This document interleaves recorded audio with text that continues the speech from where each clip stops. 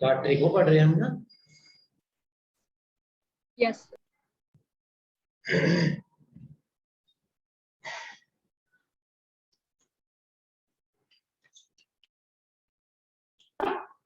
Good evening sir. Good evening.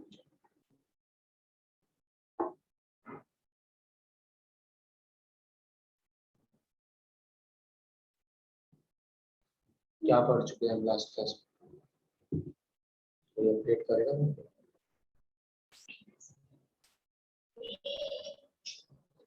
By the way आज हमारी class हो रही थी, शायद आप लोगों ने इन्फॉर्म नहीं किया टाइमली। सर कौन सी क्लास?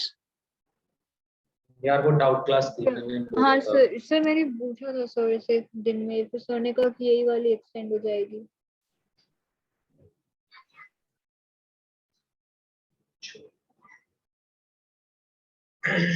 चलो देखते हैं कितना रेंज एक्सटेंड कर पाते हैं। मैंने आज सेकंड डोज ऑफ वैक्सीनेशन लिया तो सुबह तो मैं बड़ा चलता था।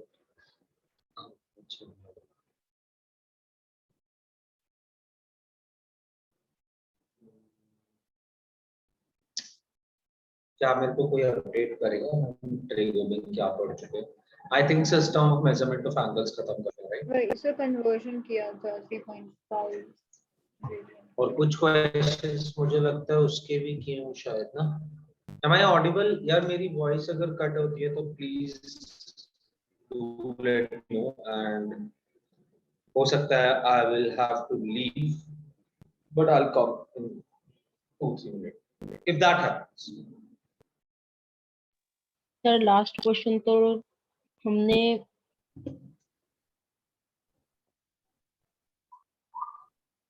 सर्कुलर सिस्टम पे भी हमने 1-2 क्वेश्चन किए होंगे, है ना? Yes sir. ओके ठीक है, चलिए तो इसके बाद हम स्टार्ट करते हैं ट्रिगो। अब ये तो हमने मेजरमेंट ऑफ एंगल्स पढ़ लिया। ट्रिगो को स्टार्ट करने से पहले मैं आपको पुराना बता देता हूँ थोड़ा बहुत, टी रेशियोस। सर ट्रिगो तो स्टार्ट कर दिया था। हाँ मतलब ट्रिगो स्टार्ट किया था बट पहला चैप्टर आलोक वो था ना एंगल्स वाला ट्रिगो में। अब प्रॉपर ट्रिगो स्टार्ट करने जा रहे हैं, मतलब ठीक है। तो स्टार्ट कर चुके हैं, पिछली बार जो पढ़ा था वो एंगल्स था। अब वो ट्रिगो पढ़ लेते हैं जो हमने 10th क्लास में ट्रिगो देखी थी ना, जिस तरीके की वैसे वाली। तो उसमें हम सबसे पहले स्टार्ट करेंगे टी रेशियोस, फिर हमने अभी तक क्या पढ़ा है, और यहाँ की इंफॉर्मेशन आपको होना बहुत ही इंपॉर्टेंट है आगे के लिए। अगर ये नहीं होगा तो हम आगे वाला पार्ट भी नहीं पढ़ पाएंगे, पहली चीज। और दूसरी बात कि आपको ये दो एंगल्स बहुत देखने को मिलेंगे, theta and phi. They both are variables used for angles.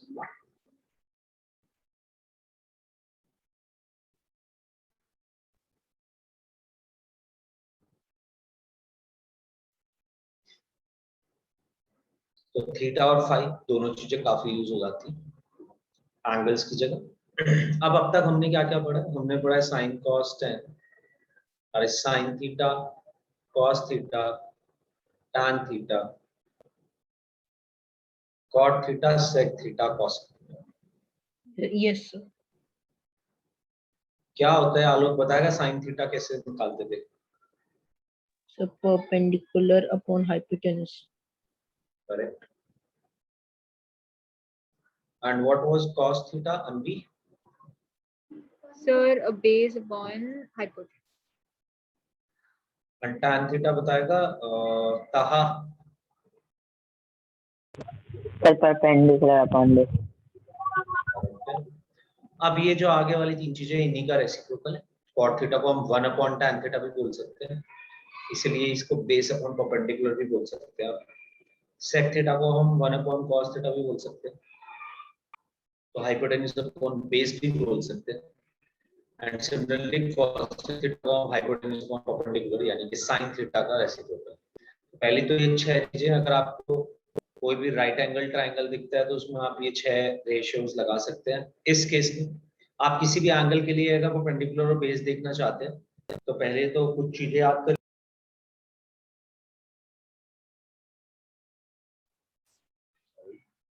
पहले तो कुछ चीजें याद कर लीजिए। एक बात, अगर हमारे पास कोई भी राइट एंगल ट्राइंगल है तो 90 डिग्री के जो ऑपोजिट साइड होती है, यानी कि ये, इसको हम बोलते हैं हाइपोटेन्यूज।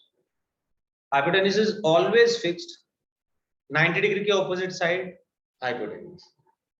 पर अगर हम परपेंडिकुलर और बेस की बात करते हैं तो परपेंडिकुलर एंड बेस वैरीज। किस तरीके से वैरी करते हैं कि आप जो भी एंगल देख रहे हैं उसके लिए आपको देखना होता है एंगल के ऑपोजिट वाली साइड परपेंडिकुलर और एंगल जिससे बन रहा है वो base. Like if I talk about this angle theta, तो ये थीटा दो आर्म्स की हेल्प से बन रहा है। One arm is AC and another arm is BC, right? AC and BC are two arms. AC तो हमारे पास हाइपोटेन्यूज है, फिक्स है। थीटा के लिए BC जो लाइन होगी, BC जो साइड होगी, वो बेस की तरह काम कर रही होगी। यानी कि बेस इज दैट साइड जो आपका एंगल बना रही होती है। और थीटा के ऑपोजिट साइड है AB, तो थीटा के लिए AB होगा परपेंडिकुलर। सिमिलरली अगर मैं इस एंगल की बात करूं तो ये पहली बात तो ये एंगल देखो 90 डिग्री माइनस थीटा होगा, क्योंकि एक एंगल 90 है तो बचे हुए दोनों एंगल्स का सम 90 डिग्री होना चाहिए, तभी total angle sum property valid होगी। एंगल सम प्रॉपर्टी इज के 180 डिग्री टोटल सम होना चाहिए। बट आप अगर 90 माइनस थीटा के लिए देखते हो तो 90 माइनस थीटा के लिए बेस वो साइड होगी जो 90 माइनस थीटा वाले एंगल को बना रही है। 90 माइनस थीटा वाले एंगल को दो साइड बना रही है, एक AB है और एक AC है। AC तो फिक्स है, हाइपोटेन्यूज है। बट अगर हम AB की बात करें तो AB इसके लिए बेस की तरह वर्क करेगा और इसके ऑपोजिट साइड यानी कि BC इसके लिए परपेंडिकुलर की तरह काम कर रहा है। तो परपेंडिकुलर और बेस को देखते हुए आप हमेशा ऐसे पहचान सकते हैं, हाइपोटेन्यूज इज ऑलवेज फिक्स्ड। जो भी साइड 90 के ऑपोजिट वो हाइपोटेन्यूज, और जो भी साइड एंगल के ऑपोजिट, बचे हुए जो दो एंगल्स हैं उनके ऑपोजिट साइड्स, उनके लिए परपेंडिकुलर की तरह बिहेव कर रही है। यानी कि अगर मैं साइन थीटा लिखना चाहता हूं which is perpendicular upon hypotenuse, तो थीटा के लिए परपेंडिकुलर है साइड AB, तो I will write it as AB divided by AC। But अगर मुझसे बोला जाता है कि साइन ऑफ 90 माइनस थीटा लिखिए, तो वो हो जाता BC upon AC। Perpendicular upon hypotenuse ही होता, पर परपेंडिकुलर 90 माइनस थीटा के लिए इसके ऑपोजिट वाली साइड होगी विच इज दिस, जो कि है BC। तो this will B BC upon AC। Yes sir. Similarly हम और सारी चीजें भी लिख सकते हैं। एंड जब हम यहाँ पे पहुंच जाएंगे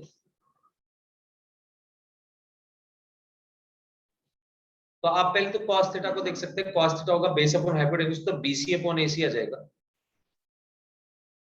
यहां से देखिए cos थीटा और sin 90 माइनस थीटा बिल्कुल सेम है। तो पहली चीज जो हमें याद होनी चाहिए कि किस तरीके से परपेंडिकुलरिटी रेशियोज को हम कैलकुलेट करते हैं। नाउ सेकंड थिंग इज कि आपस में इनकी क्या रिलेशनशिप है, राइट? तो sin थीटा और cosec थीटा एक दूसरे के रेसिप्रोकल है, आप देख सकते हैं, आपके सामने लिखा हुआ है। So we can write sin theta into cosec theta is equals to 1। यानी कि अगर sin थीटा की वैल्यू cosec थीटा में लिखनी है तो आप cosec थीटा को दूसरी साइड लेके चले जाइए। You can write sin theta is equals to 1 upon cosec theta, or 1 upon cosec theta as sin theta, or cosec theta as 1 upon sin theta। मतलब आप एक चीज को दूसरी तरफ लेके जाएंगे तो वैल्यूज बदलती रहेंगी। But sin theta and cosec theta are reciprocals of each other, ये आप हमेशा याद रखें। Similarly, cos theta and sec theta are reciprocals of each other। तो आप cos को कभी भी sec में चेंज कर सकते हैं और sec को कभी भी cos में चेंज कर सकते हैं। Similarly, tan theta into cot theta are also reciprocals of each other। Next is, ये तो हुआ रेसिप्रोकल का चक्कर, कौन सा किसका रेसिप्रोकल है। Next is complementary ratio. कौन कौन से कॉम्प्लीमेंट्री रेशियोज है? मतलब कॉम्प्लीमेंट्री रेशियोज का मतलब है कि आपके दो एंगल्स जिनका सम 90 हो, दो एंगल्स जिनका सम 90 हो, वो दोनों एंगल्स एक दूसरे के लिए कॉम्प्लीमेंट्री बोले जा सकते हैं।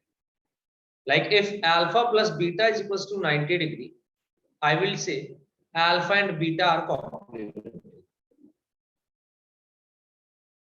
तो 10 डिग्री का कॉम्प्लीमेंट्री होगा 80 डिग्री, क्योंकि 10 और 80 मिलकर 90 बना देंगे।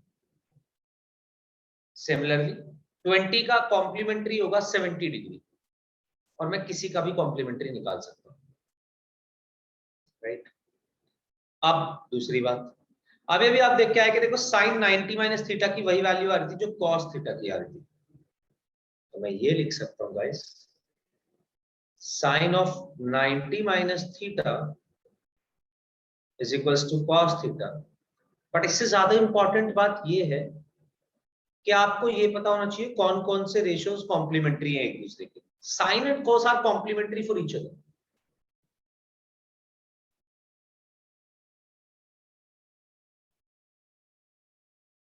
इसका एग्जांपल देते हुए अगर मैं आपको बताऊं, तो अगर मैंने साइन 10 डिग्री लिखा तो मैं साइन को कॉस में चेंज कर सकता हूं, बट एंगल मेरे को इसका कॉम्प्लीमेंट्री लिखना पड़ेगा, यानी कि sine 10 is equal to cos 80, यानी कि कॉस 17 डिग्री, तो मैं कॉस को साइन में चेंज कर सकता हूं, बट 17 का जो कॉम्प्लीमेंट्री एंगल होगा मेरे को वो लिखना पड़ेगा, which is 73 degree, right. And tan और कॉट भी एक दूसरे के लिए कॉम्प्लीमेंट्री रेशियोज होते हैं।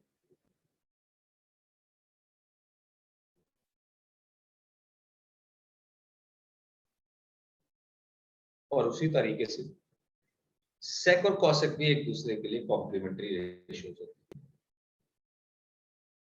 बाय द वे आप देख सकते हैं साइन और कॉसेक एक दूसरे के रेसिप्रोकल है, बट साइन के साथ कॉस आता है और कॉसेक के साथ सेक आता है जब हम कॉम्प्लीमेंट्री की बात करते हैं। Tan and cot is the only pair जो एक दूसरे के लिए रेसिप्रोकल की तरह बिहेव करता है और एक दूसरे के लिए कॉम्प्लीमेंट्री भी। मतलब ये है कि tan 44 को मैं दो तरीके से लिख सकता हूं, या तो tan 44 डिग्री को मैं लिख दूं 1/cot 44 डिग्री रेसिप्रोकल वाले रेशियो से, या फिर इसी चीज को मैं लिख दूं कि cot में अगर डायरेक्टली चेंज करना है तो मुझे 44 का कॉम्प्लीमेंट्री लिखना पड़ेगा 46। तो tan 44 is equal to 1/cot 44 या cot 46 डायरेक्टली। ऐसे ही फॉर एग्जांपल sec और cosec को एक दूसरे में चेंज करना है, तो I can write sec 70 degree as cosec 20 degree, cosec 55 degree. cosec 55 degree को क्या लिख सकता हूं? एनीवन? क्या सो फिर से बताइएगा। cosec 55 डिग्री को मैं अगर कॉम्प्लीमेंट्री रेशियोज का यूज करूं तो कैसे कन्वर्ट कर सकता हूं? sec 35। sec 35। तो cosec को sec में लिखा, बट एंगल वो ना लिखें जो cosec में लिखा हुआ था, उसका कॉम्प्लीमेंट्री लिखें। 55 का कॉम्प्लीमेंट्री 35, मतलब जो उसके साथ ऐड होकर 90 डिग्री का।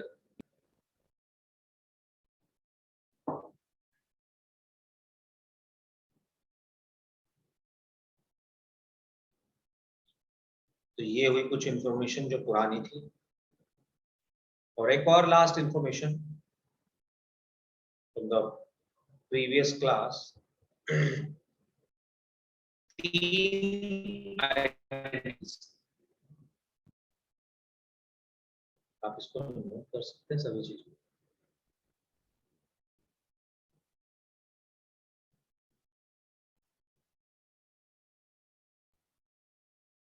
ट्रिग्नोमेट्रिक आइडेंटिटीज, बट उससे पहले what is an identity? What do you understand by an identity?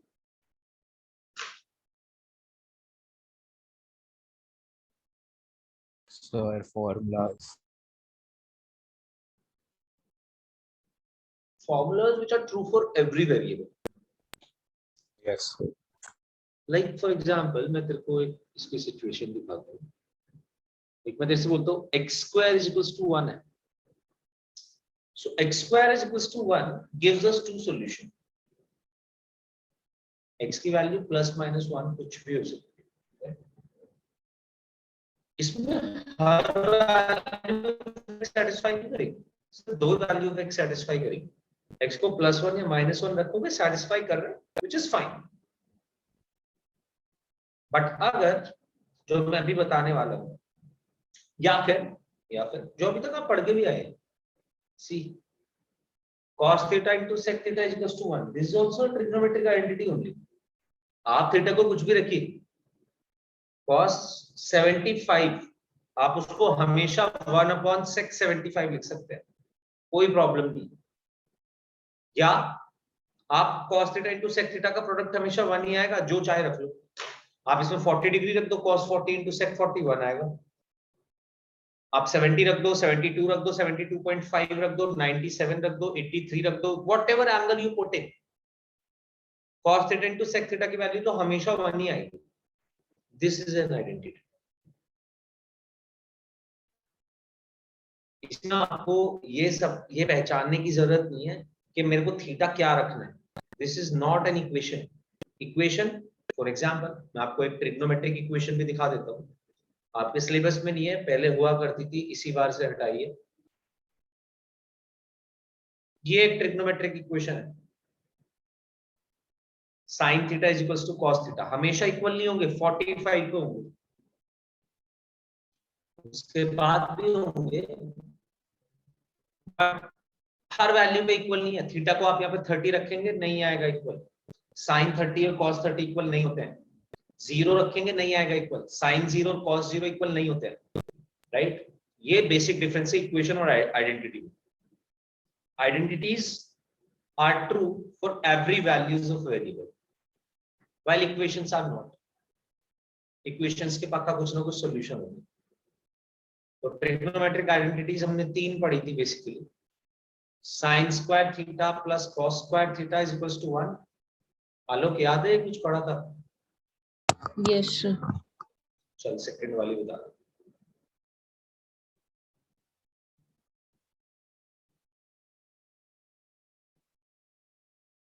ताहा तुम भी बता सकते। एक तो थी sin square theta plus cos square theta is equals to 1।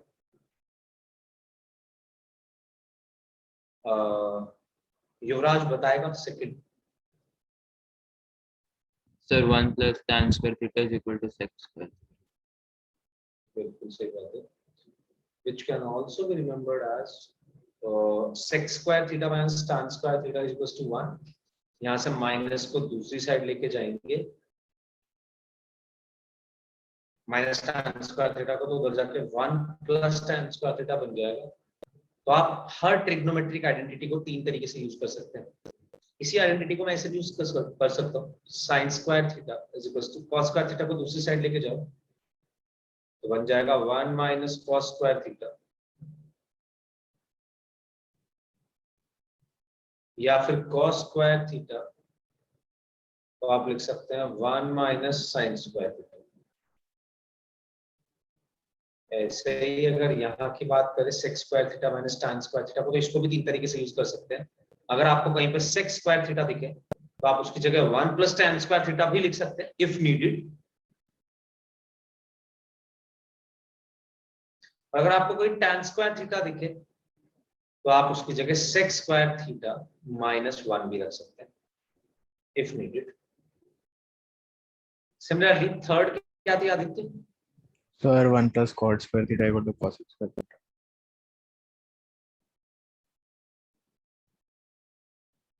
तो साइन कॉस एक साथ है, सी वाले एक साथ है, कॉसेक और कॉट, सेक और टेन बचते हैं वो एक साथ है।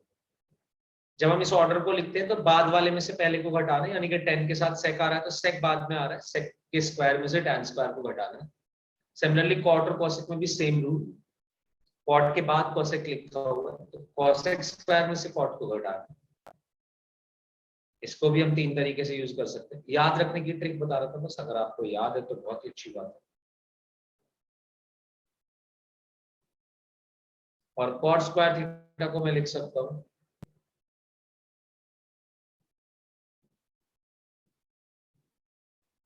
ये तो we can use these identities 3 तरीके से।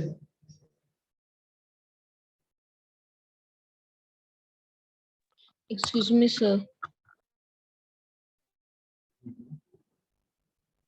सर आपने अभी यहाँ पे एक tan थीटा और cot थीटा के बीच में एक वो बताया था ना कि जो cosec थीटा और sec थीटा में नहीं होता। मैंने ये बताया था this is the only pair जो कि रेसिप्रोकल भी है एक दूसरे के लिए और जो कि एक दूसरे के लिए कॉम्प्लीमेंट्री भी है।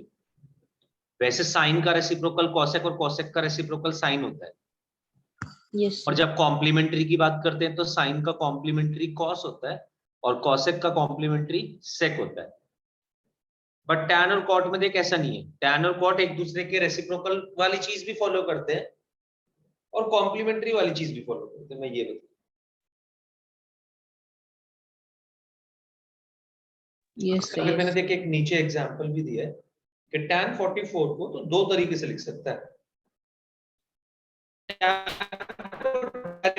में चेंज करना है तो कर दे कॉम्प्लीमेंट्री लगा के, बट अगर tan के एंगल को चेंज नहीं करना है तो वो भी कर सकता है।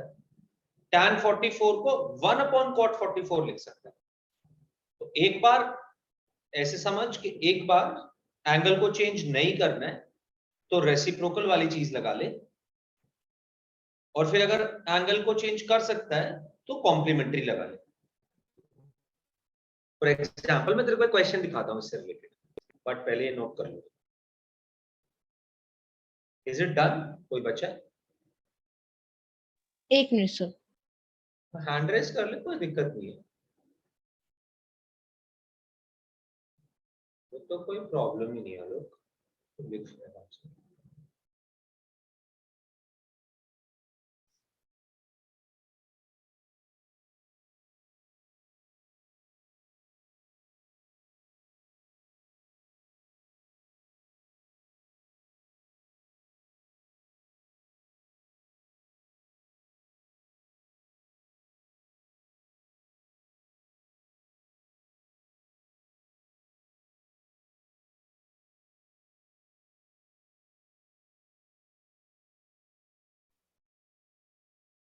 इफ यू रिमेम्बर तो आप लोगों को लास्ट एक्सरसाइज जो है 10th क्लास में ट्रिग्नोमेट्रिक आइडेंटिटीज पे बेस्ड ही कराई जाती थी, जहाँ पे आपके पास बहुत सारे अलग अलग तरीके की आइडेंटिटीज होती थी, आपको प्रूव करना होता था LHS is equals to RHS।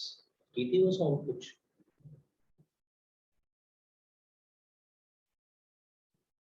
Yes That sir, was होती थी, basically ढेर the सारी होती थी। toughest part of 10th। वही था हमारे पास जो सबसे टफ था 10th, जिसमें हमें थोड़ा दिमाग लगाना पड़ता था, अदरवाइज ऑलमोस्ट पूरा ही मैथ्स फॉर्मूले से चल सकता था।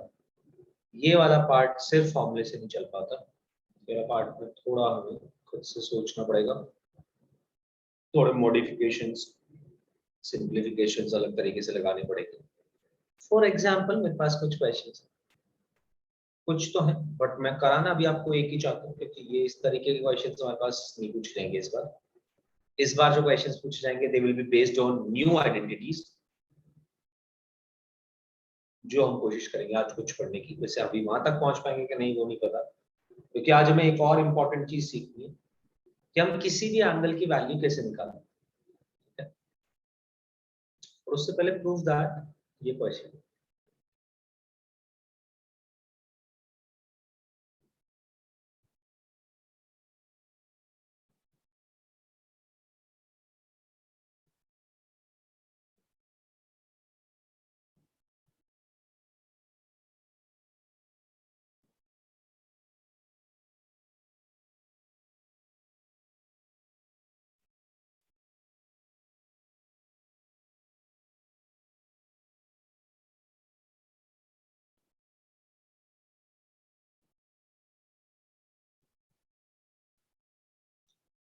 Try to solve this.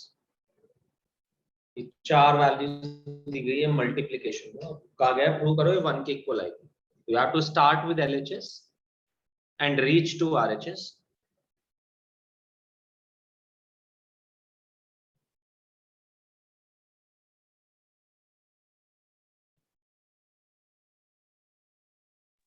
Sir मतलब कि हम जब दो tan को मल्टीप्लाई करते हैं तो हम उसके बीच के जो एंगल्स होते हैं उसको प्लस कर सकते हैं ना?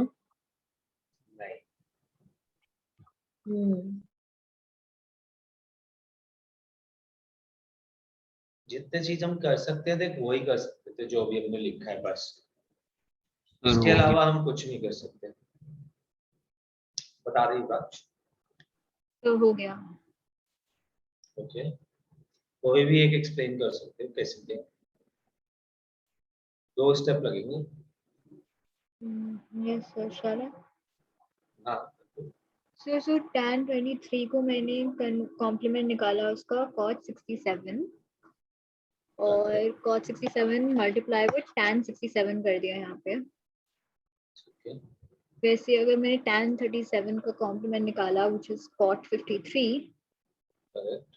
तो मैंने tan 53 से इसको मल्टीप्लाई कर दिया, सो if we see वो सब कट जाएगा एंड 1 आ जाएगा। ये देख सकते हो कि tan theta cot theta is equal to 1 होता है, अभी भी आप लिख के भी आए थे। अगर ऐसे भी समझना है तो आप ऐसे लिख सकते हैं, that is cot 67 is 1 upon tan 67 into tan 67 is 1 upon this cot 53 is 1 upon tan 53। तो मैंने वही चीज अभी जो आपको बोली थी सेम अप्लाई करी है यहाँ पे।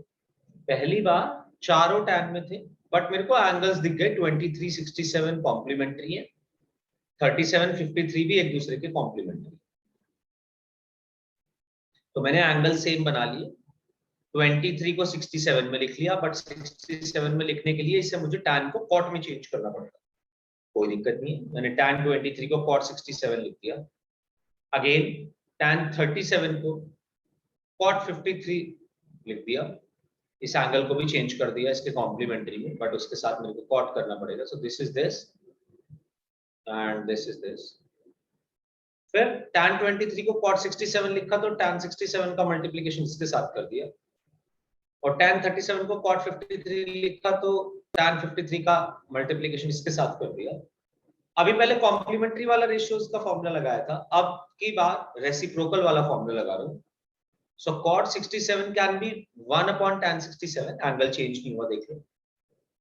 Similarly cot 53 is 1 upon tan 53, cancel out होगी चीजें, ओवरऑल वैल्यू बन जाएगी 1 which is equal to RH।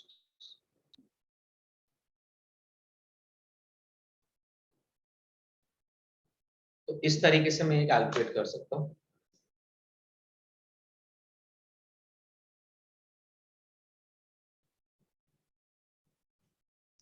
है, ये तो एक छोटा सा एप्लीकेशन था इस बात का जो अभी हमने डिस्कस किया था।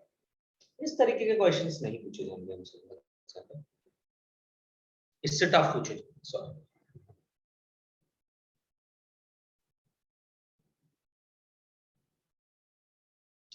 चलिए जी, इसके बाद की बात,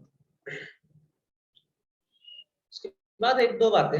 सबसे पहली चीज तो कि अभी तक आपने सिर्फ 0 से 90 तक की वैल्यूज निकालना सीखा है। इसमें किसी का भी कोई डाउट हो पूछ सकते हो। किसी को लग रहा हो मैं क्यों ऐसा किया।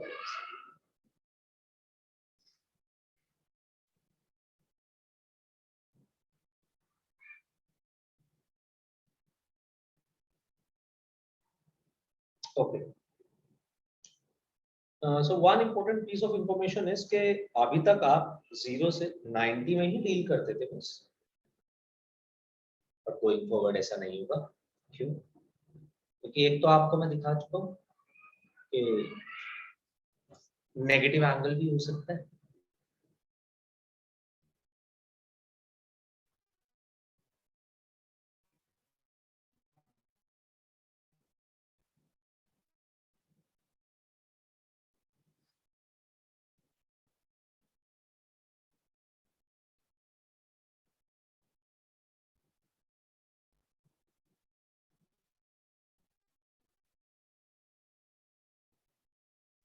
हाँ सर।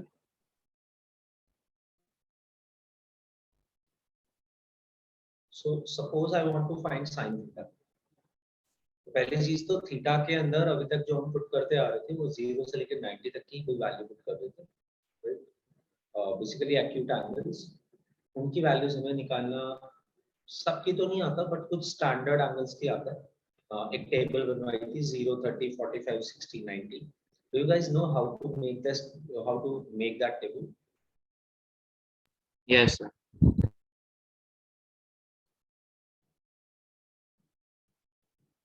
उस टेबल को हम बना सकते हैं। आलोक, याद है कोई वैल्यू स्टैंडर्ड एंगल की?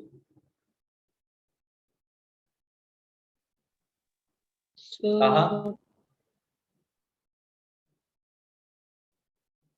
वो मैं समझ गया, टेंशन तो बस बता दिया अगर तू जल्दी जल्दी, टेंशन ऐसे नो नो इज मूवी बना दी, no is a complete sentence in itself, no बोल सकते हैं। कहा 0, 30, 45 इन सब की हाँ sine 0, 0, sine 30 is 1/2, sine 45 is √3/2। नहीं, साइन ये गलत है कुछ वैल्यूज, तो Sin- ये इस टेबल को हम बना सकते हैं। सर हाँ जी, सर ये वाला टेबल ना वो 30 डिग्री वाला 30, 0, 45 बिल्कुल। वो तो कॉस और साइन से ही बन जाता है। ये सारा कॉस और साइन से ही बन जाएगा बिल्कुल।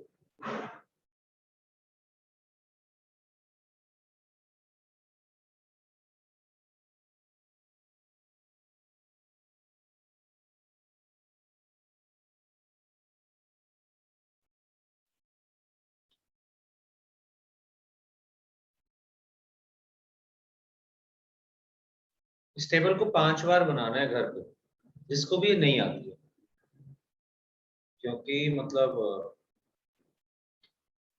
काफी जरूरत पड़ेगी इसकी। अब आपको ये वाली वैल्यूज याद होनी चाहिए, और वो याद तभी होगी जब आप इसको 4-5 बार बनाएंगे। तो ये 10th में टास्क मिलता है हमारी क्लास में, आपको 5 बार टेबल घर पे बना के देखनी है।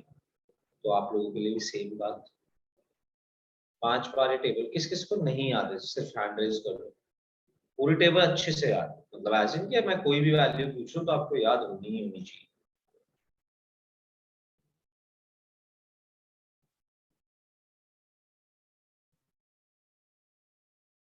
लोग देखो याद है?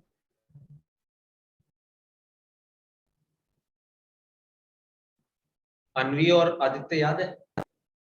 तो यार याद अच्छे से नहीं है बट फिगर आउट कर सकता हूँ, लिख सकता हूँ। Sir, yeah. Same, sir. And what about Anvi? Sir बस 90 तक या उसके आगे भी? हाँ, नहीं नहीं नहीं, नहीं, आगे तो हम निकालना सिखाएंगे। Same, sir. पूरी अच्छे से याद नहीं है सर।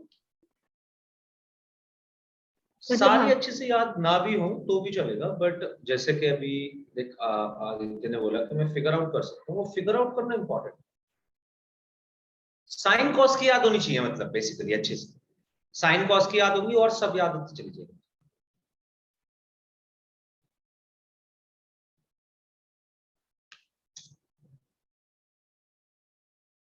इतना ही बनाना है। एक तरफ एंगल्स लिखे हुए हैं, एक तरफ टी रेशियोज लिखे हुए हैं।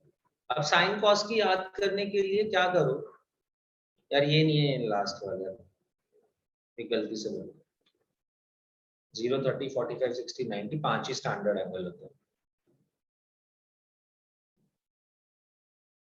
ना। इसको बनाने के लिए क्या करना है, आपको नंबरिंग स्टार्ट करनी है। साइन की वैल्यूज लिखने के लिए आप इसके ऊपर इस तरीके से करिए, नंबरिंग स्टार्ट करनी है फ्रॉम 0, 0, 1, 2, 3, 4, सबको एक एक नंबर देते चले जाओ, बट नंबरिंग 0 से स्टार्ट करो। 0, 1, 2, 3, 4। जहां पे भी आपने एंड किया, जो कि हर बार 4 पे ही होगा, क्योंकि 5 ही एंगल से, तो 0 से स्टार्ट करके 4 तक ही जा पाएंगे आप। जहां पे भी आपने एंड किया उसी से ही डिवाइड कर दो उसको।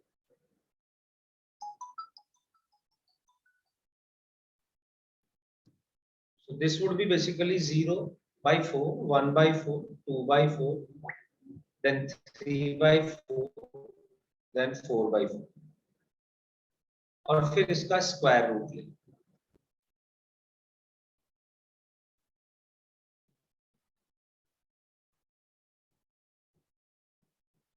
फिर से याद कर लो, स्टेप है पूरा, पैटर्न ही बना रहे हैं।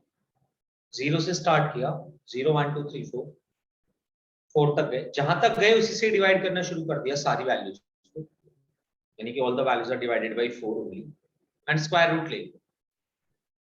इसका जो आंसर आएगा वो साइन का आंसर आ रहा होगा। पहले वाले इस बॉक्स में जो आंसर आएगा वो होगा साइन 0 डिग्री। साइन 0 डिग्री कहा, क्या मुझे बताएगा इस वाले बॉक्स में जिसमें मैंने अभी टिक लगाया है, जो आंसर आएगा वो किसका होगा?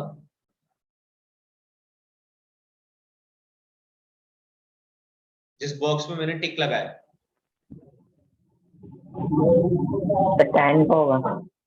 कि कौन से tan का, मतलब किस एंगल का tan का? 90 डिग्री। 90, बिल्कुल। तो ऐसी पहचान लेना, इस ये जो पूरी टेबल बनी हुई है, like this angle would be sec 30 degree. Okay, जो भी आंसर आ रहे हैं 0.4, 0 को किसी भी चीज से डिवाइड करेंगे 0 ही आएगा, और 0 का रूट लेंगे तो 0 ही आएगा, तो साइन 0 इज 0। नेक्स्ट आंसर क्या होना चाहिए आदित्य? सर 1/2। 1/2। रूट ऑफ 1 लेंगे 1 आएगा, रूट ऑफ 4 लेंगे 2 आएगा। अब 2/4 को मैं सॉल्व कर सकता हूं। पहले तो देखो 2/4 को आई कैन राइट 1/2। ऊपर वाले 1 का रूट लूंगा 1 ही आएगा, नीचे वाले 2 का रूट लूंगा √2 आ जाएगा। इसको मैं नहीं सॉल्व कर सकता, सिंप्लीफाई नहीं कर सकता, ऊपर वाले √3 को ऐसे लिखना पड़ेगा, नीचे वाले √4 का 2 आ जाएगा answer, and this will B 4/4 which would be 1 का √1। साइन की टेबल बनाने के लिए आप इस ऊपर वाले पार्ट को, स्क्वायर रूट वाले पार्ट को सॉल्व करते जाइए, ये साइन की टेबल बन जाएगी। यानी कि sine 0 is 0, sine 30 is 1/2, sine 45 is 1/√2, sine 60 is √3/2, sine 90 will be 1। Again cos की वैल्यूज लिखनी है तो साइन वाली टेबल को पलट दो, रिवर्स कर दो। रिवर्स किया तो ये वैल्यूज बनी 1, यानी कि जो इधर से थी वो लास्ट वैल्यू बन जाएगी अब इसकी 0, या फिर जो लास्ट वैल्यू थी वो पहले वाली वैल्यू बन जाएगी 1, जो सेकंड लास्ट वैल्यू थी वो सेकंड वैल्यू बन जाएगी, यानी कि √3/2। जो थर्ड वैल्यू थी वो इसकी भी इधर से भी थर्ड ही बनेगी, जो फोर्थ वैल्यू थी वो सेकंड बन जाएगी, जो सेकंड वैल्यू थी वो फोर्थ बन जाएगी, जो फर्स्ट वैल्यू थी वो फिफ्थ बन जाएगी। उसी टेबल को पलट के लिख दो, ऐसे स्ट्रिंग को पलट दिया। ये कर दो।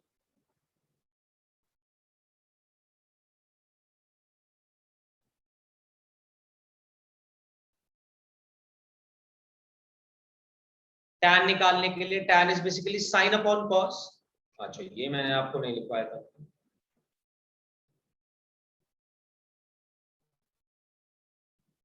tan थीटा को आप ऐसे भी निकाल सकते हैं, sine theta upon cos theta. Similarly cot theta को हम ऐसे भी कैलकुलेट कर सकते हैं, that cos theta upon sine theta. तो tan थीटा की वैल्यू निकालने के लिए साइन अपॉन कॉस करना पड़ेगा, साइन वाली वैल्यू को कॉस से डिवाइड करो, 0/1 इज 0, 1/2 को डिवाइड करेंगे √3/2 से, 2 से 2 कैंसिल हो जाएगा, आंसर आ जाएगा 1/√3। इन दोनों को डिवाइड करेंगे, सेम वैल्यू है 1, यहाँ पे डिवाइड करा 2 से 2 √3, यहाँ पे आएगा 1/0। Anything divided by 0 is not defined, denominator में कभी भी 0 नहीं हो सकता, तो एग्जैक्ट नाम तो इसका यही होता है, नॉट डिफाइंड। बट अगर मैथमेटिकली हम इस वैल्यू को दिखाना चाहते हैं तो हम ये कह देते हैं इंफिनिटी, बहुत बड़ी वैल्यू है। कॉट के लिए क्या करें? 1/tan, so 1/tan कर सकते हैं, बिल्कुल। या फिर दूसरी चीज, ये जो मैंने अभी बोल रहा हूँ ना, मैं इस स्ट्रिंग को रिवर्स कर दो, 0 से लेके, जैसे साइन के आंसर आते हैं 0, 1/2, 1/√2, √3/2 एंड 1, और फिर मैंने इसको रिवर्स कर दिया, यानी कि पीछे वाली वैल्यू को सबसे पहले रखा, फिर सेकंड लास्ट को सेकंड रखा, थर्ड लास्ट को थर्ड रखा, फोर्थ लास्ट को फोर्थ रखा, एंड फिफ्थ लास्ट को यानी कि फर्स्ट को लास्ट रखा। वो इसलिए कर रहा हूँ क्योंकि कॉम्प्लीमेंट्री रेशियोज है ये एक दूसरे के। साइन 0 कॉस 90 के इक्वल होगा, कॉम्प्लीमेंट्री एंगल्स है। साइन 30 कॉस 60 के इक्वल होगा, कॉम्प्लीमेंट्री एंगल्स है। तो टैन में भी वही चल सकता है। टैन और कॉट एक दूसरे के कॉम्प्लीमेंट्री भी है, एक दूसरे के रेसिप्रोकल तो है ही। बिल्कुल सही बोला अनुवी ने कि हम इसका रेसिप्रोकल ले सकते हैं। टैन वाली रो का अगर रेसिप्रोकल लूं तो कॉट बन जाएगा, बट मैं चाहूं तो जो टैन वाली रो है उसको रिवर्स करके लिख सकता हूं, यानी कि जो टैन की लास्ट वैल्यू है वो फर्स्ट बन जाएगी। नॉट डिफाइंड √3 1 1 बाय √3 0, क्योंकि ये दोनों एक दूसरे के लिए कॉम्प्लीमेंट्री भी।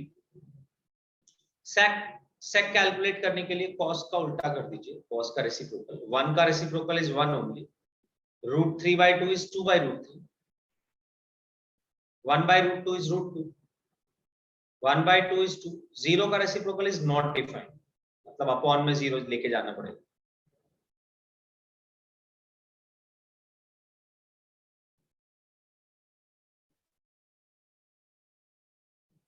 Can be written as theta.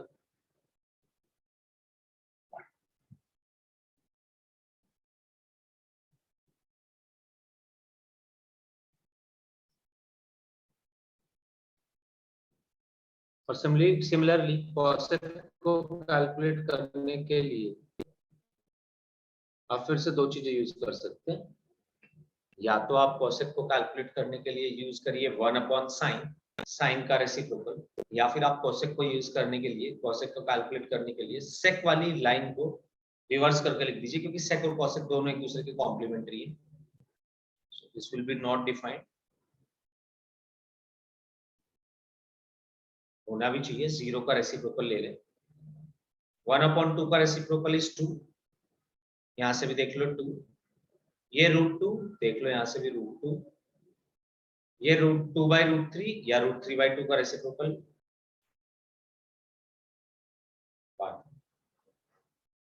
तो वर्कआउट करना आना चाहिए, मतलब आपको साइन की वैल्यूज निकालने के लिए सीधा सीधा ये ऊपर वाली चीज लगा दो, कॉस की वैल्यूज निकालने के लिए साइन से निकाल दो, टैन के लिए साइन अपॉन कॉस लेना पड़ेगा। तो suppose I want to calculate tan 30, तो मैं लिखूंगा tan 30 को मैं लिख सकता हूँ sin 30 अपॉन cos 30। देखते जाओ मैं कैसे एक वैल्यू कैलकुलेट करना सिखा दूंगा। जब मैं 10th क्लास में था मैं कैसे करता था। tan 30 मेरे को कैलकुलेट करने का है, मेरे को वैल्यू याद नहीं है, मैंने कहा tan 30 होना चाहिए sin 30 अपॉन cos 30। sin 30 0 30 30 वाले पे नंबरिंग आएगी 1/4 का रूट, 1/4 का रूट इज 1/2।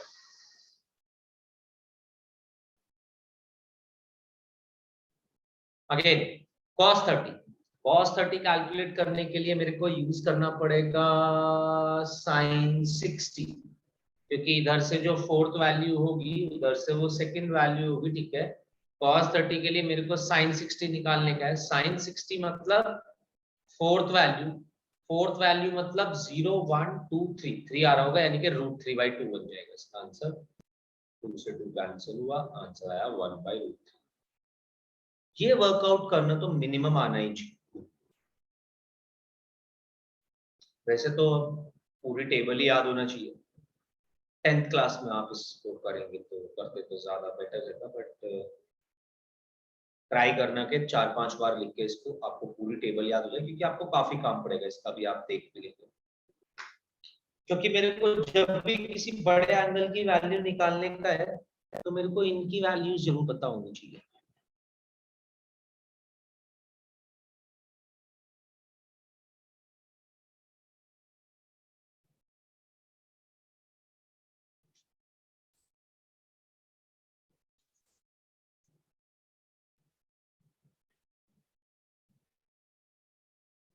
क्या ये बात समझ आई कैसे टेबल बनानी है?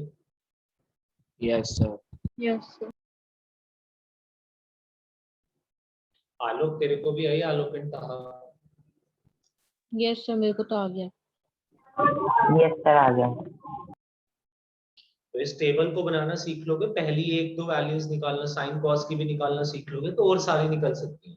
और अगर आप घर पे इसी तरीके से 3-4 बार बनाएंगे हर बार फ्रेश माइंड से होते हुए, तो वैसे नहीं कि पिछले वाली छाप के बना देनी है, बट अगर आप 3-4 बार इसको लिखोगे तो maximum it will take 5 to 10 minutes and you guys will remember these values, which will be crucial कि आप बहुत सारे ट्रिग्नोमेट्री आएगा भी काफी मार्क्स का। और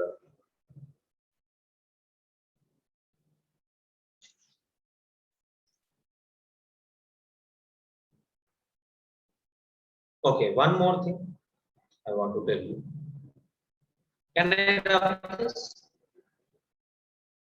Yes, sir. Yes, sir.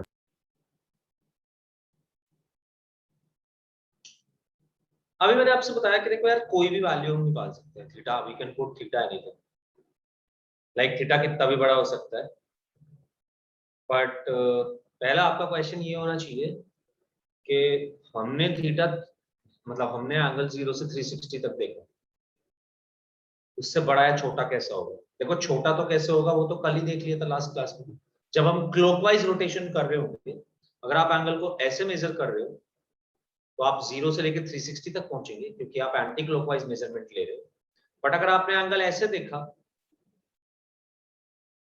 तो वो 0 से लेकर -360 हो जाएगा क्योंकि वो नेगेटिव एंगल हो चुका होगा। यानी कि मैं आपको एक दो एंगल दिखा देता हूँ जरा। सपोज गाइस ऐसे लिखा हुआ है,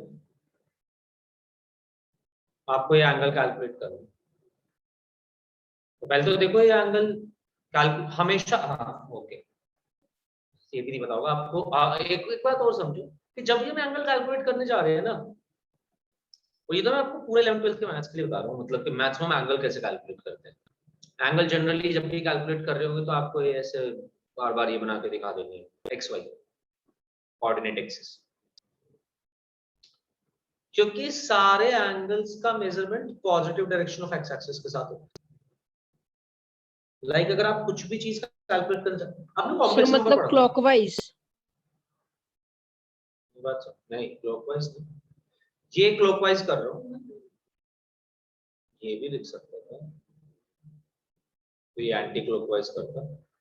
मैं पहले कुछ और बता रहा हूँ, अलग ये नहीं, क्लॉकवाइज एंटी क्लॉकवाइज की बात तो हमने कर ली।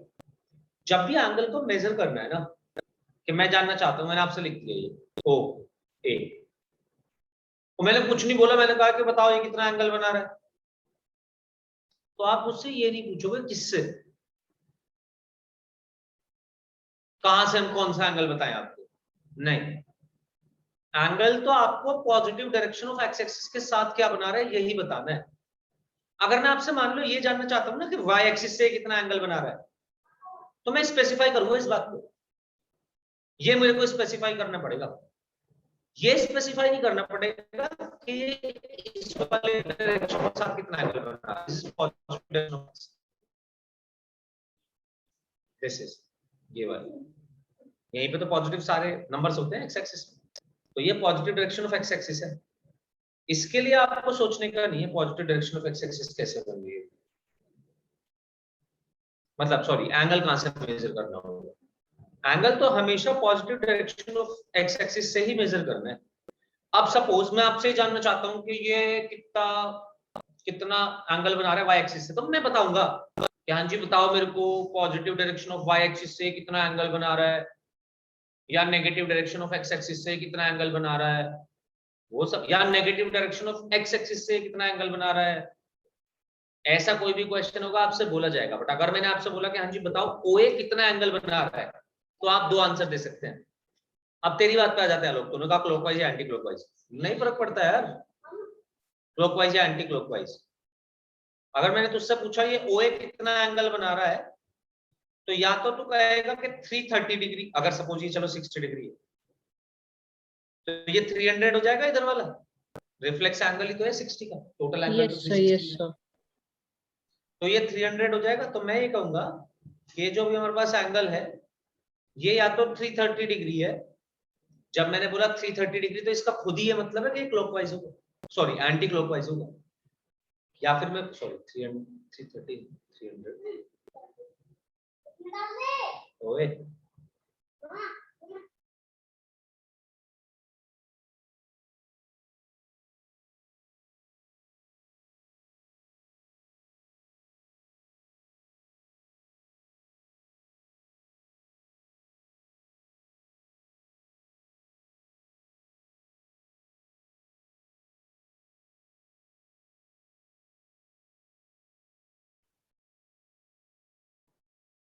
सॉरी गाइस, तो ये जो है, या तो मैं इसको बोलूंगा ये एंगल होगा 300 डिग्रीज ना। 300 डिग्रीज का मतलब ये हुआ कि ये खुद ही क्लॉक एंटी क्लॉकवाइज मेजर करा गया, या फिर मैं इस एंगल को बोलूंगा -60 डिग्री। -60 डिग्री का मतलब खुद ही हो जाएगा कि क्लॉकवाइज मेजर कर रहा है। आप कुछ भी बोल सकते हैं, ये दोनों एंगल सेम ही है, ये भी ध्यान रखिएगा। सर अगर हम नॉर्मल 60 डिग्री बोलेंगे तो मतलब कि वो तो गलत है, नॉर्मल 60 डिग्री एंगल ये नहीं बन रहा होगा, ये बन रहा होगा।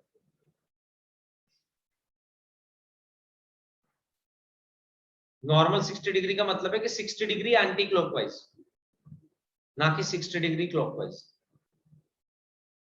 60 डिग्री क्लॉकवाइज का मतलब तो -60 डिग्री, समझा? Yes sir, yes sir. ठीक है,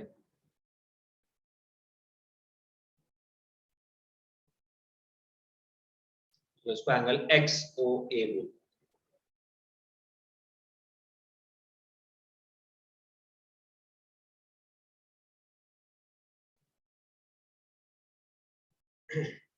कल जो मैं आपको बात बता रहा था वो तो मैं इसलिए बता रहा था कि आप उस एंगल को कैसे लिख रहे हो ये डिपेंड करता है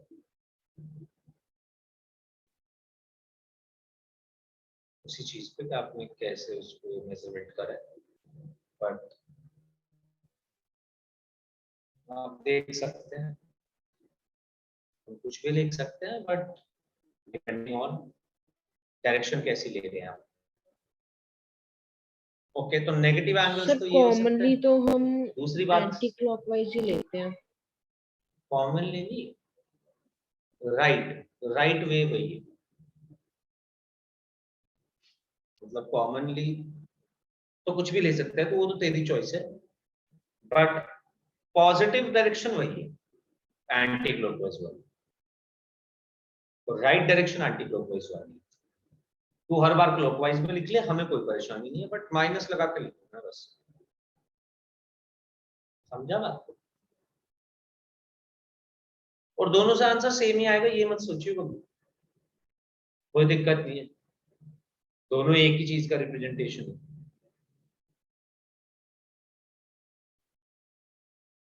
क्यों आलोक, समझा बात? Yes sir. चलो अब थोड़ा और आगे बढ़ते हैं। Yes sir.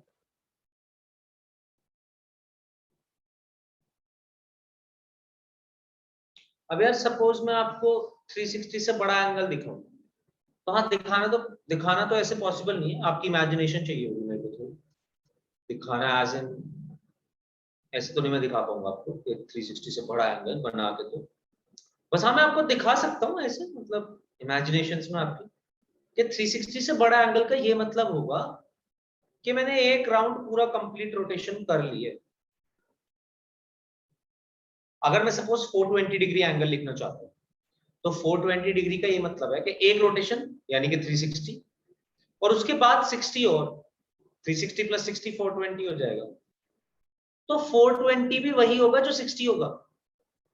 पहले तो ये समझो,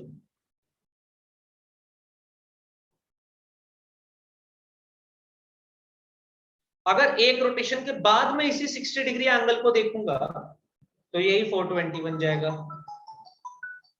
यानी कि 60 और 420 दोनों सेम ही चीज है।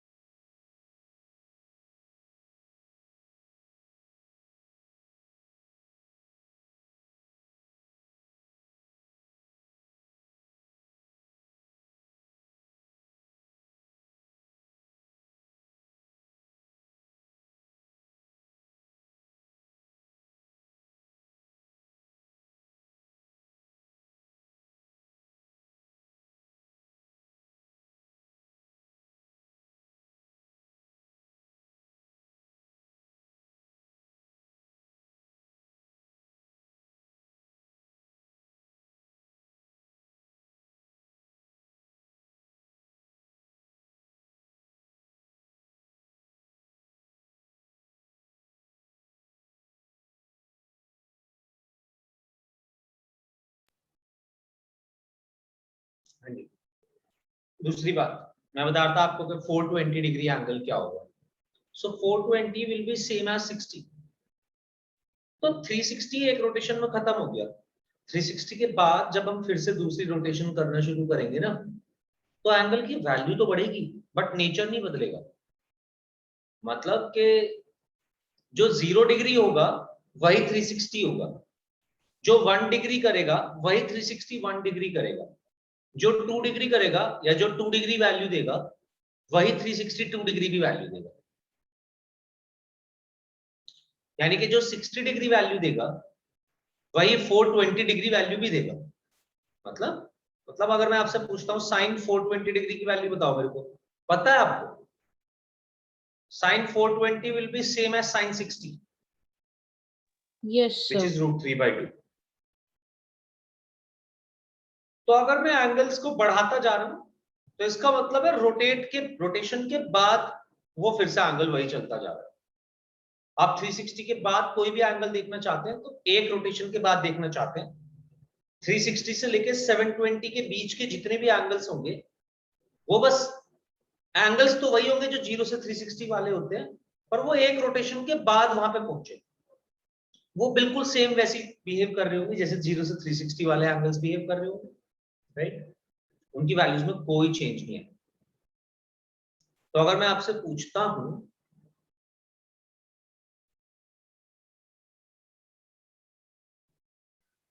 इसकी वैल्यू बताओ मेरे को, tan 390 डिग्री।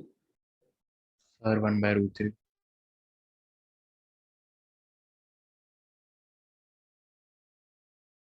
क्या मेरे को इसकी वैल्यू बताओगे?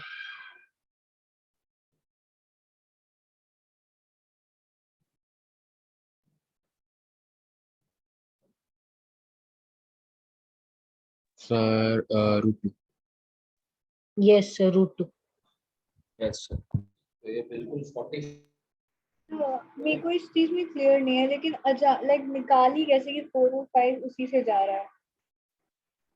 sec 405 डिग्री की वैल्यू निकालने के लिए या मैंने ये किया अनवी कि हाँ बिल्कुल मैं ये देख रहा हूँ कि 360 के बाद कितना चलना पड़ा मेरे को। 405 इज बेसिकली 360 के बाद कितना चले 45, राइट? यस सर, तो sec 405 इज बेसिकली समझ sec 45 होगा। चलो ये बताओ एक और वैल्यू।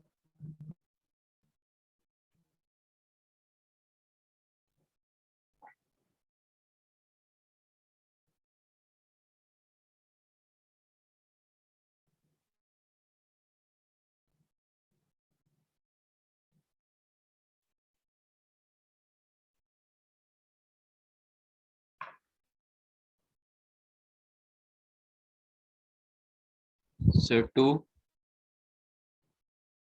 करेक्ट है। युवराज ने दिया क्या आंसर? Yes, sir. देखो बस इतना ही डिफरेंस है कि इस बार 3 रोटेशन हो चुकी हैं। 360 पे पहली रोटेशन एंड हुई, 720 पे दूसरी रोटेशन एंड होगी, फिर से 360 घूम के आएंगे, फिर से 360 घूमेंगे तो 1080 पे पहुंच जाएगा,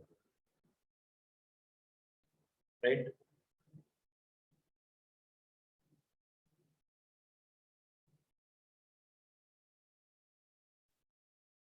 अनवी, आदित्य एंड कहा ये बात यस समझ? Sir. Yes sir. Yes sir. Yes, sir. Yes.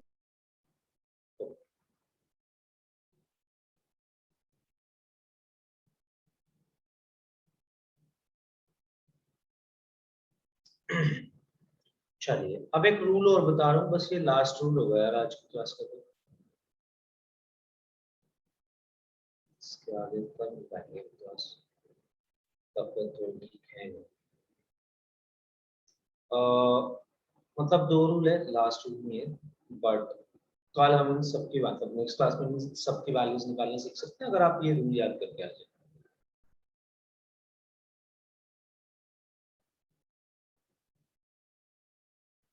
ASTC, this is first quadrant, second quadrant, third quadrant, fourth quadrant। A S T C मैंने कैसे लिखा है, आप ये याद रख सकते हैं, या तो दो सर ऑल इसके साइन टैन शॉर्टकट होते हैं। What? Sir all sign tan cos उसी का है ना? हाँ, correct. Either you can remember after school to college, school के बाद कॉलेज भी आना है, so after school to college and take first letter from every word A S T C and write them in first quadrant, second quadrant, third quadrant, fourth quadrant. इसका ये मतलब है पहले वाले में ऑल पॉजिटिव, यानी कि जब आप 0 से लेकर 90 डिग्री तक के एंगल्स की वैल्यूज निकालेंगे, सारे के सारे ट्रिग्नोमेट्रिक फंक्शंस पॉजिटिव आएंगे, sine cos tan cot sec cosec. इसलिए आपने पिछली बार जो भी ये टेबल जो बनाई थी, टेबल में हर वैल्यू पॉजिटिव। अगर आप किसी भी एंगल की वैल्यू निकालना चाहते हैं तो वो इसी के टर्म्स में आएगी, 0, 30, 45, 60, 90। No. Am I audible? Yes sir, but थोड़ी सी ब्रेक कर रही है आवाज। ओके, हाँ, तो मैं ये बता रहा था कि जो भी आपने 0 से लेकर 90 डिग्री तक के वैल्यू एंगल्स की वैल्यूज निकाली है, और अगर वॉइस ब्रेक हो तो बता देना बिल्कुल। अगर आपने 0 से लेकर 90 डिग्री तक के एंगल्स की वैल्यूज याद कर ली या जो भी निकाली है आपने, सारे एंगल्स की वैल्यूज उन्हीं के टर्म्स में आएगी। बस एक चीज श्योर नहीं है, वो पॉजिटिव आएगी या नेगेटिव आएगी। मतलब अगर मैं साइन 150 डिग्री की वैल्यू निकालना चाहता हूं सपोज, तो ये पक्की बात है कि इसका आंसर 0, 30, 45, 60, 90 जो साइन की आपने वैल्यूज निकाली हैं 5 स्टैंडर्ड एंगल्स की, उन्हीं की टर्म्स में इसका कुछ ना कुछ आंसर आएगा। बस हमें ये नहीं पता प्लस या माइनस, तो उनकी टर्म्स में कैसे आंसर आएगा ये तो मैं आपको नेक्स्ट क्लास में सिखाऊंगा। बट इसका आंसर प्लस आएगा या माइनस आएगा ये मैं अभी आपको बता रहा हूं। सेकंड क्वाड्रेंट में साइन पॉजिटिव रहेगा, और अगर साइन पॉजिटिव तो इसका रेसिप्रोकल भी पॉजिटिव। तो आफ्टर स्कूल टू कॉलेज इसलिए याद कराया गया आपको, थर्ड में टैन एंड कॉट और फोर्थ में कॉस एंड सेक। एक दूसरे के रेसिप्रोकल तो पॉजिटिव रहेंगे ही रहेंगे, क्योंकि कॉस को आप 1/sec तो लिख ही सकते हैं कभी। अगर कॉस पॉजिटिव है तो सेक भी पॉजिटिव ही होना चाहिए। सिमिलरली अगर टैन पॉजिटिव है तो कॉट भी पॉजिटिव ही होना चाहिए, और अगर साइन पॉजिटिव है तो कॉसेक भी पॉजिटिव ही होना चाहिए। ये क्या था? तो पहली चीज आफ्टर स्कूल टू कॉलेज, या फिर आप इसको ऐसे भी याद रख सकते हैं, ऐड शुगर टू कॉफी।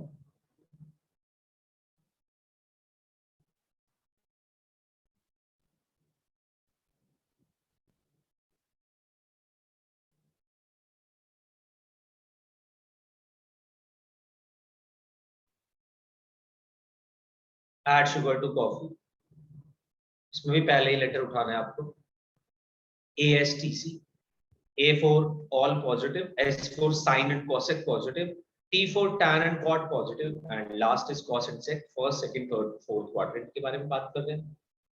तो आपको ये पता होना चाहिए किस क्वाड्रेंट में कौन कौन सी वैल्यूज पॉजिटिव है। मतलब अगर मैं 180 से लेकर 270 तक के किसी भी एंगल की वैल्यू निकालता हूं तो साइन नेगेटिव देगा, साइन 210 नेगेटिव होगा फॉर श्योर, कॉसेक 210 भी नेगेटिव होगा, tan 210 and cot 210 दोनों पॉजिटिव होंगे, sec 210 and cosec 210 भी नेगेटिव होंगे। ऐसे ही अगर मैं 270 से लेकर 360 तक के पूछ ले सर साइन 250 लिखा है ना आपने? ये तो मैंने साइन 150 लिखा है। ओके, तो अगर मैं साइन 150 की वैल्यू कैलकुलेट करूंगा तो पॉजिटिव आएगी, जो भी आएगी वो आएगी 0, 30, 45, 60, 90 के टर्म्स में। एक बात तो ये कि किस क्वाड्रेंट में कौन कौन से ट्रिग्नोमेट्रिक फंक्शंस पॉजिटिव होते हैं, एंड सेकंड थिंग इज कि अगर हम इनके अंदर नेगेटिव एंगल्स रखेंगे तो क्या होगा। साइन के अंदर अगर नेगेटिव एंगल आप कोई भी रखने जा रहे हैं तो ये माइनस बाहर निकाल देगा उससे, माइनस साइन थीटा लिखा है। और अगर कॉस के अंदर रखने जा रहे हैं तो ये कोई फर्क नहीं पड़ेगा इस पे, ये उसको कॉस थीटा के तरह ही रखेगा। अगर आपको साइन का पता चल चुका है तो आपको कॉसेक भी पता चल गया, कॉसेक भी माइनस बाहर निकाल देगा, माइनस कॉसेक थीटा।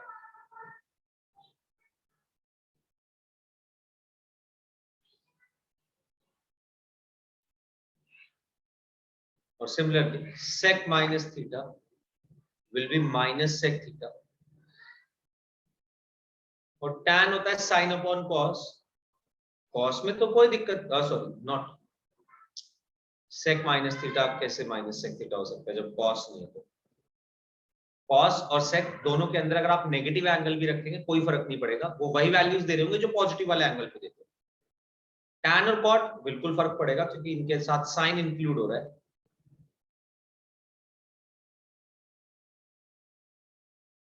इस बात को समझ लीजिए क्या मैं कह रहा हूं।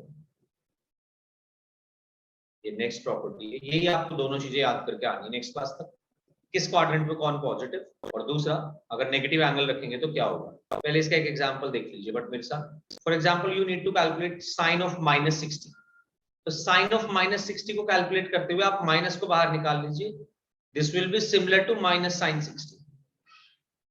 साइन 60 की वैल्यू आपको पता है -√3/2। बट अगर आपसे मैं पूछता हूं कॉस -30 की वैल्यू बताओ मेरे को, कोई फर्क नहीं पड़ेगा। कॉस के अंदर नेगेटिव वैल्यू भी हो तो भी कॉस पॉजिटिव वाली वैल्यू ही देगा। Cos -30 is identical to cos 30, cos 30 √3/2 ही होता है। tan -45, माइनस बाहर आ जाएगा, जो वैल्यू होगी उसको लिख दो, -tan 45 यानी कि -1। ऐसे हम ये वैल्यूज निकालते हैं। तो आपको ये दो चीजें याद करके आनी है। मैं आपको कुछ एंगल्स की वैल्यूज, कुछ की सभी एंगल्स की वैल्यूज निकालना सिखाऊंगा। और साथ साथ इसके यार एक और चीज के नेक्स्ट क्लास में हम फॉर्मूले के प्रूफ भी कर रहे होंगे, किस तरीके से हमारे पास फॉर्मूले बने हैं। बस मैं एक फॉर्मूले का प्रूफ कराना चाहता हूँ आपको, उसके बाद और सारे फॉर्मूले उसी फॉर्मूले की हेल्प से हम बना सकते हैं, बट फॉर्मूले थोड़े से ज्यादा होंगे। एक और बात मैं आपको ये भी बताना चाहता हूँ, साइन थीटा और कॉस थीटा क्या होता है। मतलब आप एक्सप्लेन कर पाओ किसी को कि साइन थीटा कॉस थीटा ये लिमिटेड नहीं है कि sine theta perpendicular upon hypotenuse का रेशियो होता है या cos theta base upon hypotenuse का रेशियो होता है। वो होता था जब हमने उनको राइट एंगल ट्राइंगल के अंदर डिफाइन करा था, बट राइट एंगल ट्राइंगल में तो काफी लिमिटेशंस थे, हम एंगल को सिर्फ 0 से 90 तक ही रख सकते थे। अब हम एंगल को कुछ भी रख सकते हैं, तो ये चीज उस दिन देखेंगे भी कि हम कुछ भी रख सकते हैं। ठीक है, चलिए फिर मिलते हैं next class. Tata bye bye.